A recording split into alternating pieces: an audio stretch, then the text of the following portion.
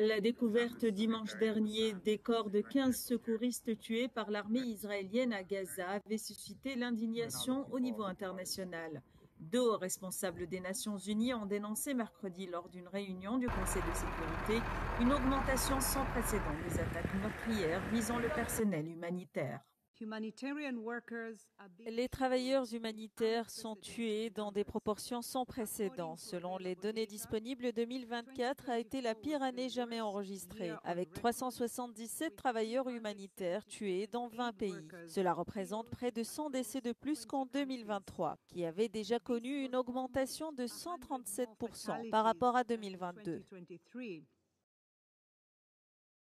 Cette réunion du Conseil avait eu lieu 3 jours seulement après la découverte dans les environs de Rafah, au sud de Gaza, des corps ensevelis de 15 secouristes du Croissant Rouge palestinien, de la Défense civile de Gaza et de l'Agence des Nations Unies pour les réfugiés palestiniens.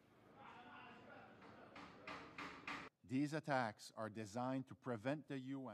attaques visent à empêcher les Nations Unies d'aider les plus vulnérables et à les empêcher de témoigner.